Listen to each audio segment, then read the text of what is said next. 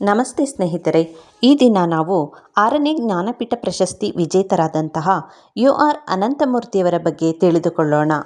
ಇವರ ಪೂರ್ಣ ಹೆಸರು ಉಡುಪಿ ರಾಜಗೋಪಾಲಾಚಾರ್ಯ ಅನಂತಮೂರ್ತಿ.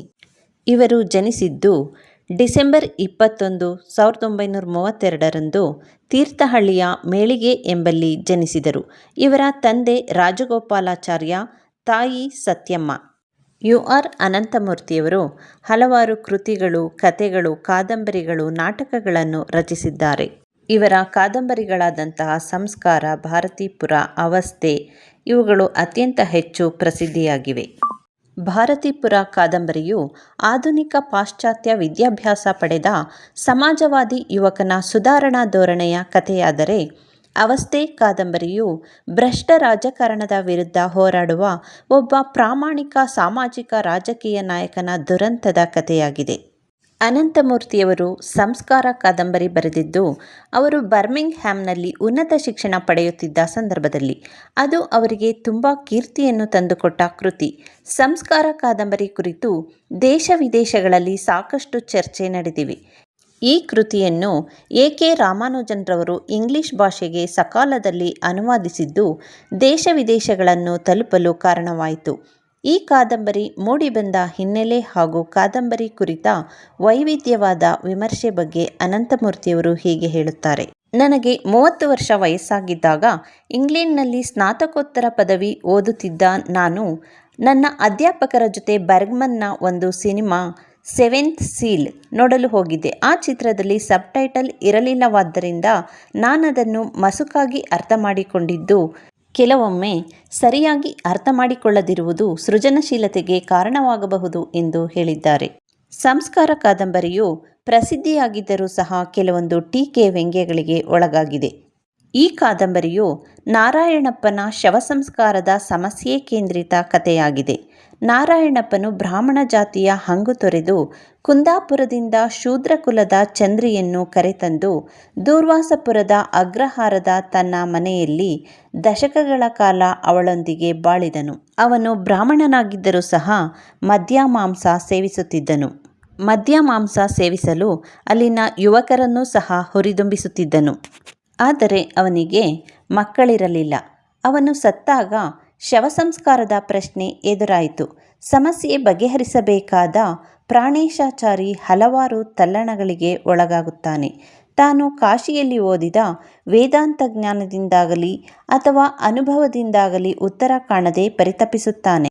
ನಾರಾಯಣಪ್ಪನ ಹೆಂಡತಿಯಾದ ಚಂದ್ರಿಯು ತನ್ನ ಒಡವೆಗಳನ್ನು ಸಂಸ್ಕಾರಕ್ಕಾಗಿ ನೀಡುತ್ತಾಳೆ. ಸಂಬಂಧಿಕರು ಒಡವೆಯ ಆಸೆಗೆ ತಾವು ಸಂಸ್ಕಾರ ಮಾಡಲು ವೇದದಲ್ಲಿ ಅವಕಾಶವಿದೆಯೇ ಎಂಬುದನ್ನು ಪ್ರಾಣೇಶಾಚಾರಿಯಿಂದ ತಿಳಿಯಲು ತವಕಿಸುತ್ತಾರೆ. ಯಾಕೆಂದರೆ ಅವರು ಲೋಕಾಪವಾದಕ್ಕೆ ಗುರಿಯಾಗಲು ಸಿದ್ಧರಿರುವುದಿಲ್ಲ. ಆದರೆ ಅದರಿಂದಲೂ ಸಮಸ್ಯೆ ಬಗೆಹರಿಯುವುದಿಲ್ಲ. ಶವಸಂಸ್ಕಾರ ಆಗುವವರೆಗೂ ಮಕ್ಕಳ ಹೊರತಾಗಿ ಯಾರೂ ಊಟ ಮಾಡುವಂತಿಲ್ಲ. ಮರುದಿನ ಏನೂ ಉತ್ತರ ತೋಚದೆ ಪ್ರಾಣೇಶಾಚಾರಿ ಊರ ಸಮೀಪದ ಮಾರುತಿ ದೇವಸ್ಥಾನಕ್ಕೆ ಪ್ರಸಾದ ಬೇಡಲು ಹೋಗುತ್ತಾನೆ. ಆದರೆ ಆ ದೇವಸ್ಥಾನದಲ್ಲಿ ಸಂಜೆಯವರೆಗೂ ಕೂತರೂ ಮಾರುತಿಯು ಎಡಕ್ಕಾಗಲಿ ಬಲಕ್ಕಾಗಲಿ ಪ್ರಸಾದ ನೀಡುವುದಿಲ್ಲ. ನಿರಾಶರಾಗಿ ಪ್ರಾಣೇಶಾಚಾರಿ ಮನೆಗೆ ವಾಪಸ್ ಬರುವಾಗ ಕಾಡಿನಲ್ಲಿ ರಾತ್ರಿ ಮಾರ್ಗ ಮಧ್ಯೆ ಚಂದ್ರಿಯನ್ನು ಕೂಡುತ್ತಾನೆ. ದಿನವೆಲ್ಲ ಊಟವಿಲ್ಲದೆ ಸಮಸ್ಯೆಯ ಸುಳಿಯಲ್ಲಿದ್ದ ಪ್ರಾಣೇಶಾಚಾರಿ ಚಂದ್ರಿಯನ್ನು ಕೂಡುವುದು ಸಹಜವಾಗಿ ಕಾಣುವುದಿಲ್ಲ. ತಾನು ರೋಗಿಷ್ಠ ಹೆಂಡತಿಗಾಗಿ ಹತ್ತಿಕ್ಕಿಕೊಂಡಿದ್ದ ಕಾಮ ತನ್ನ ಸಹಜತೆಯನ್ನು ಮೆರೆಯಿತು ಎಂದು ಇಲ್ಲಿ ಸಮಜಾಯಿಷಿ ಕೊಟ್ಟಿದ್ದಾರೆ. ಚಂದ್ರಿಯಲ್ಲಿ ತಾಯ್ತನವನ್ನು, ಸಾಂತ್ವನವನ್ನು ಕೂಡ ಕಾಣುತ್ತಾನೆ. ಅವರ ಸಮಾಗಮ ಸಹಜವಾಗಿ ಮೂಡಿಬಂದಂತೆ ಕಾಣುವುದಿಲ್ಲ. ಇತ್ತ 2 ದಿನವಾದರೂ ನಾರಾಯಣಪ್ಪನ ಶವಸಂಸ್ಕಾರದ ಸೂಚನೆ ಇಲ್ಲ. ಮರುದಿನ ಬೆಳಗ್ಗೆಯೂ ಪ್ರಾಣೇಶಾಚಾರಿ ಉತ್ತರ ಕಾಣದೆ ಕೈಚೆಲ್ಲಿ ಕೂರುತ್ತಾನೆ. ಊರಿನಲ್ಲಿ ಪ್ಲೇಗಿನಿಂದ ಇಲಿಗಳು ಸಾಯುವುದು, ಹದ್ದುಗಳ ಹಾರಾಟ ಶುರುವಾಗುತ್ತದೆ. ಊರ ಹಿರಿಯರು ಸಂಸ್ಕಾರದ ಉತ್ತರಕ್ಕಾಗಿ ಸಮೀಪದ ಶಾಸ್ತ್ರಿಗಳ ಬಳಿ ಮಠಕ್ಕೆ ಹೋಗುತ್ತಾರೆ. ಆ ಒಂದು ಮಧ್ಯರಾತ್ರಿ ಚಂದ್ರಿ ಸುಬ್ಬಣ್ಣ ಮತ್ತು ಹುಸೇನನ ಸಹಾಯದಿಂದ ಹೆಣವನ್ನು ಸ್ಮಶಾನಕ್ಕೆ ಸಾಗಿಸಿ ಶವಸಂಸ್ಕಾರ ಮುಗಿಸುತ್ತಾಳೆ. ಅದನ್ನು ಯಾರೂ ಸಹ ಗಮನಿಸುವುದಿಲ್ಲ. ಪ್ರಾಣೇಶಾಚಾರಿ ಮಡದಿ ಭಾಗೀರಥಿಯು ಮಡಿದಾಗ ಅವಳ ಶವಸಂಸ್ಕಾರ ಮಾಡಿ ಊರು ಬಿಟ್ಟು ನಡೆಯುತ್ತಾನೆ. ಈ ಮಧ್ಯೆ ಪುಟ್ಟನ ಸಹವಾಸವಾಗುತ್ತದೆ. ಪದ್ಮಾವತಿ ಪರಿಚಯ. ಜಾತ್ರೆಯ ಪ್ರಸಂಗದ ನಂತರ ಮತ್ತೆ ಪ್ರಾಣೇಶಾಚಾರಿ ದೂರ್ವಾಸಪುರಕ್ಕೆ ಹಿಂದಿರುಗಲು ರಾತ್ರಿಯೇ ಹೊರಡುವುದರೊಂದಿಗೆ ಕತೆ ಮುಕ್ತಾಯವಾಗುತ್ತದೆ. ಸಂಸ್ಕಾರ ಕಾದಂಬರಿಯು ಹಲವು ಅರ್ಥಸಾಧ್ಯತೆಗಳನ್ನು ಒಳಗೊಂಡಿದೆ. ಇದು ಒಂದು ಸಂಸ್ಕೃತಿಯನ್ನು, ಬದಲಾವಣೆಗಳನ್ನು, ಸಾಂಕೇತಿಕ ಅರ್ಥಸಾಧ್ಯತೆಗಳನ್ನು, ರೂಪಕಗಳನ್ನು ಕಟ್ಟಿಕೊಡುತ್ತದೆ. ಎಂದೆಂದೂ ಮುಗಿಯದ ಕತೆ. ಇದು ಅನಂತಮೂರ್ತಿಯವರ ಮೊದಲ ಪ್ರಸಿದ್ಧ ಕತೆ. ಸೂರ್ಯನ ಕುದುರೆ, ನವಿಲುಗಳು, ಕ್ಲಿಪ್ ಜಾಯಿಂಟ್, ಪ್ರಕೃತಿ, ಕಾಮರೂಪಿ, ಬರ, ಮೌನಿ, ಘಟಶ್ರಾದ್ದ, ಕಾರ್ತಿಕ ಆಕಾಶ ಮತ್ತು ಬೆಕ್ಕು ಇವು ಅನಂತಮೂರ್ತಿಯವರ ಪ್ರಮುಖ ಕತೆಗಳು. ನವೋದಯ ಸಂಪ್ರದಾಯದ ಮಾಸ್ತಿಯವರ ನಂತರ ಸಣ್ಣ ಕತೆಗಳಲ್ಲಿ ಮಹತ್ವದ ಛಾಪು ಮೂಡಿಸಿದ ಕತೆಗಾರರಲ್ಲಿ ಅನಂತಮೂರ್ತಿಯವರು ಪ್ರಮುಖರು. ಬಾವಲಿ, ಅಜ್ಜನ ಹೆಗಲ ಸುಕುಗಳು, 15 ಪದ್ಯಗಳು, ಮಿಥುನ ಇವು ಅನಂತಮೂರ್ತಿಯವರ ಕವನ ಸಂಕಲನಗಳು. ಅನಂತಮೂರ್ತಿ ವಾಗ್ವಾದಗಳನ್ನು ಹುಟ್ಟುಹಾಕುವ ಲೇಖಕ. ಸಮಕಾಲೀನ ರಾಜಕೀಯ, ಸಾಮಾಜಿಕ, ಸಾಂಸ್ಕೃತಿಕ ವಿಚಾರಗಳಿಗೆ ನಿರಂತರವಾಗಿ ಸ್ಪಂದಿಸಿ ತಮ್ಮದೇ ಆದ ಅಭಿಪ್ರಾಯಗಳನ್ನು ಮಂಡಿಸಿದ್ದಾರೆ. ಕನ್ನಡದ ಗೋಕಾಕ್ ಚಳುವಳಿಯನ್ನು ಸಮೂಹ ಸನ್ನಿ ಎಂದು ಕರೆದರು. ಚಂದ್ರಗುತ್ತಿಯ ಬೆತ್ತಲೆ ಪೂಜೆ ಪದ್ಧತಿಯನ್ನು ಪ್ರಗತಿಪರರು, ದಲಿತ ಸಂಘಟನೆಗಳು ಖಂಡಿಸುತ್ತಿರುವ ಸಮಯದಲ್ಲಿ ಬೆತ್ತಲೆ ಪೂಜೆ ಯಾಕೆ ಕೂಡದು ಎಂದು ಕೃತಿ ರಚಿಸಿ ಚರ್ಚೆಗೆ ಆಹ್ವಾನ ನೀಡಿದರು.